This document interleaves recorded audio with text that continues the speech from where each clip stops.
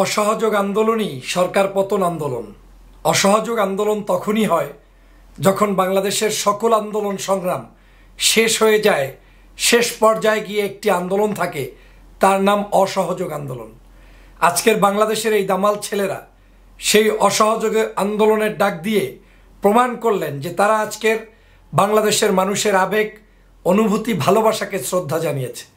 তারা আজকে বুঝতে সক্ষম হয়েছে এই শহীদের রক্তের মর্যাদা কখনোই ফ্যাসিস্ট শেখ হাসিনা কিংবা তার যারা আত্মীয় স্বজন আশেপাশের কর্মী রয়েছেন তারা দিতে পারবেন না।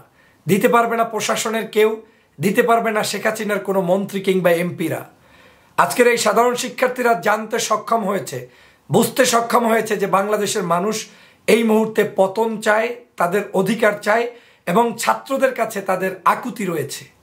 কারণ এই বাংলাদেশে গত 16 বছরে যেই আন্দোলন সংগ্রাম করে ফ্যাসিবাদের পতন নিশ্চিত করা যায় নাই, সেই 16 বছরের মধ্যে বাংলাদেশের একদল দামাল ছেলেরা যারা আজকের শিক্ষাঙ্গন থেকে বের হয়ে এসে নিজের দেশকে রক্ষার জন্য দল মতের ঊর্ধ্বে উঠে সবাইকে সাথে নিয়ে এক কাঁধে কাঁধ মিলিয়ে তারপরে আন্দোলনে নেমেছেন, সফল করতে নেমেছেন। আজকের এই শিক্ষার্থীদের আন্দোলনের নতুন একটি ধারা হলো যে এখন আর শিক্ষার্থীরা নেই, তাদের সাথে আছেন তাদের পিতা মাতা, ভাই বোন, আত্মীয় স্বজন। আজকের রাজপথ, অলিতে গলিতে সমস্ত জায়গায় মানুষ আর মানুষ নেমে পড়েছে।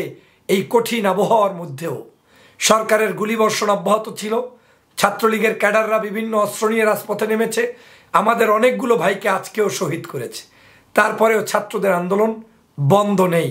আগামীকালকের ছাত্ররা ঘোষণা করেছে বিক্ষোভ সমাবেশের, পাশাপাশি রবিবার থেকে শুরু হচ্ছে আজকের এই বাংলাদেশের ছাত্রদের সর্বাধিক সংখ্যক ছাত্রদের মতামতের ভিত্তিতে যেই প্রোগ্রাম, সেটা হচ্ছে অসহযোগ আন্দোলন। এই অসহযোগ আন্দোলন মানে হচ্ছে কোনো কিছু থাকবে না, কোনো কিছু চলবে না, আপনি সব কিছু বন্ধ করে অসহযোগিতা করবেন। সরকারকে ভ্যাট দিবেন না, ট্যাক্স দিবেন না, ব্যাংকে টাকা দিবেন না, ব্যাংকে যাবেন না, দোকানপাট খুলবে না, গাড়ি ঘোড়া চলবে না, অফিস আদালত থাকবে না, রেল লাইন চলবে না, বিমান যাতায়াত থাকবে না। এক কথায় বাংলাদেশকে আপনি যতক্ষণ স্বাধীন না হবে ততক্ষণ পর্যন্ত আপনার এই অসহযোগ আন্দোলন চলবে। এই অসহযোগ আন্দোলন ঘোষণা করা হয়েছে রবিবার থেকে। এটার অন্যতম একটি কারণ হচ্ছে যে আমরা এই শিক্ষার্থীরা একটি আদর্শবাদী আন্দোলনে বিশ্বাস করি। তারা সর্বদা মুহূর্ত তারা দেখছে যে সরকার তাদের জন্য কি করছে। সরকার প্রতিদিন তাদের সাথে প্রহসন করছে, প্রতারণা করছে। এই শিক্ষার্থীরা শুরু থেকে এখন পর্যন্ত গঠনমূলক আন্দোলন করছে, কিন্তু সবগুলো আন্দোলনেই সরকার কিন্তু ইচ্ছে করে করে তাদের উপরে জুলুম অত্যাচার চালিয়েছে, গুলি করে হত্যা করেছে। আজকেও শিক্ষার্থীরা অভিযোগ তুলেছে যে শেখ হাসিনা তাদেরকে তার গণভবনে ডাকার জন্য বলেছেন। তাদেরকে নাকি কোন এমপিরা ফোন দিয়ে বলেছেন তোমরা আসো, শেখ হাসিনা তোমাদের সাথে বসতে চায়। আজকের সেই অবস্থায় যদি আপনি বসেন, তখনও আপনি যখন গুলি করেন তখন শিক্ষার্থীরা আর কোথায় যাবে?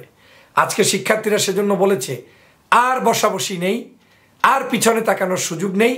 বাংলাদেশের মানুষের মুক্তির জন্য সামনের দিকে যেতে হবে এবং সামনের দিকে গিয়েই এই অসহযোগ আন্দোলন করে আজকের এই পতন নিশ্চিত করতে হবে। আমার বিশ্বাসের জায়গা থেকে বলছি, ফ্যাসিবাদ এই শেখ হাসিনার পতন নিশ্চিত হচ্ছে এবং সেই পতনটা নিশ্চিত হওয়ার জন্য ভয়াবহ আকারে যে আন্দোলন দরকার, সেই আন্দোলনের নামই হচ্ছে অসহযোগ আন্দোলন। অনেকে মনে করতে পারেন এক দফা আন্দোলন আর অসহযোগ আন্দোলনের পার্থক্য কি? অসহযোগ আন্দোলনই হচ্ছে আপনার এই অসহযোগ আন্দোলনের মধ্যেই লুকায়িত আছে এক দফা আন্দোলন। তার মানে কি আপনি আমার কোনো দাবি দাওয়া পূরণ করেননি, আপনি আমার 9 দফা মানেননি, আর 9 দফা মানার মতো তো তাদের যোগ্যতা নেই। এখানে প্রথম দফাই হচ্ছে শেখ হাসিনাকে জাতির কাছে ক্ষমা চাইতে হবে সকল মৃত্যুর দায়ভার নিয়ে। শেখ হাসিনা কি মারার যে হুকুম দিয়ে মারিয়েছেন, সে কি আপনার এটা কোনোদিন মানবে যে আমি হুকুম দিয়ে মারিয়েছি? মারবে না। তো এই 9 দফার মধ্যে তারা এগুলো পালন করতে ব্যর্থ হয়েছে, ছাত্রদের উপরে উল্টো গুলি চালাচ্ছে। সে কারণে শিক্ষার্থীরা এখন আর তাদের এই দফা টফার মধ্যে নাই, তারা এখন আর কোনো শিক্ষা আন্দোলনের মধ্যে নাই।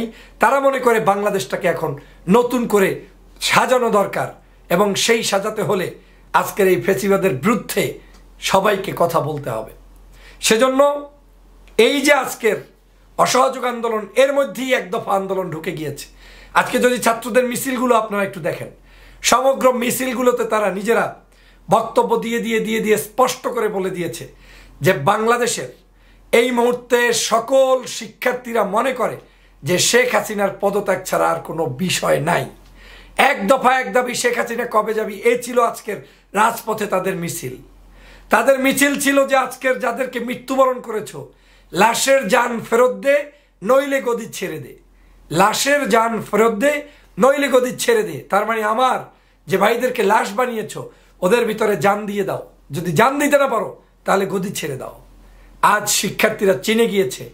আজ শিক্ষার্থীরা স্বাধীনতার চেতনায় উজ্জীবিত হয়ে বাংলার মানুষকে মুক্তির জন্য নেমে গিয়েছে। অতএব রবিবারের অসহযোগ আন্দোলনই হচ্ছে এক দফার আন্দোলন। এই এক দফা আপনাকে বলে করে করতে হবে না, এই এক দফা আপনাকে নোটিশ দিতে হবে না। এখন যে আন্দোলন হচ্ছে এটাই হচ্ছে শেখ হাসিনার পতনের আন্দোলন। এটাকে আর ঘুরিয়ে পেঁচিয়ে ডানে বামে টকশো করে বুঝানোর কিছু নাই। প্রিয় সহযোদ্ধা ভাইয়েরা, দলমত নির্বিশেষে আপনাদেরকে এগিয়ে আসতে হবে। আমি আমার লাইভগুলোতেও বলি, টকশোতেও বলি, কিন্তু কারো কোনো সাইনবোর্ডের দরকার নাই। শিক্ষার্থীরাই আপনার সামনে থাকবে, তাদেরকে আপনার সামনে রেখে তারাই আন্দোলনের নেতৃত্ব দিবে। কিন্তু আপনি, আমি, বিএনপি, জামাত, হেফাজত, চরমোনাই, যে যে দল করেন, আপনি তাদের সাথে শুধু মাঠে থাকবেন, তাদের সাথে মাঠে থাকবেন, ওদের মতো করে থাকবেন। প্রয়োজনে আপনার আইডেন্টিটি কারোর সাথে দেখা করার দরকার নেই, পরিচয়ের দরকার নেই, কিন্তু আজকে আপনার অভিভাবক হিসাবে আপনাকে থাকতে হবে। কারণ এই দেশটা শুধু শিক্ষার্থীদের একার নয়, তার বাবা মা, আত্মীয় স্বজন প্রত্যেকের অধিকার রয়েছে দেশকে নিয়ে কথা বলার, দেশের স্বাধীনতা নিয়ে কথা বলার। প্রিয় সহযোদ্ধা ভাইয়েরা, অতএব কারো ভয়ের কিছু নেই। আমাদের এই অসহযোগ আন্দোলনের মধ্য দিয়েই শেখ হাসিনার পতন হবে, এই বিশ্বাস আমি করি, আপনাকেও করতে হবে। এবং এই বিশ্বাস করার মধ্যে নয়, এই বিশ্বাসকে মানুষের মধ্যে জাগিয়ে তুলে সকল মানুষকে রাজপথে নামাতে হবে। আগামীকালকের বিক্ষোভ সফল করতে হবে এবং এই রবিবার পর থেকে যে অসহযোগ আন্দোলন, সেটাকে কোনোভাবে আর পিছনে নেওয়ার কোনো সুযোগ নাই, কোনো সুযোগ নাই। শেখ হাসিনার সাথে কোনো বৈঠক নাই। এই আন্দোলন শিক্ষার্থীরা ঘোষণা করেছে। কি জন্য ঘোষণা করেছে? তারা এখন ঘোষণা করছে যে শেখ হাসিনার পতন নিশ্চিতের জন্যই।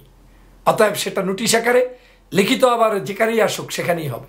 আজকে দেখেছেন, আজকেও মানুষ খুন করেছে।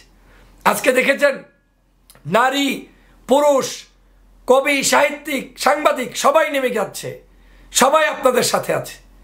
মাদ্রাসা, স্কুল, কলেজ, বিশ্ববিদ্যালয় সবাই এখন আপনাদের দিকে তাকিয়ে আছে। এবং বাংলাদেশের আমি মনে করি 99% পিপল এখন আপনাদের সাথে, শিক্ষার্থীদের সাথে। আর শেখ হাসিনা এখন একঘরে হয়ে যাচ্ছে।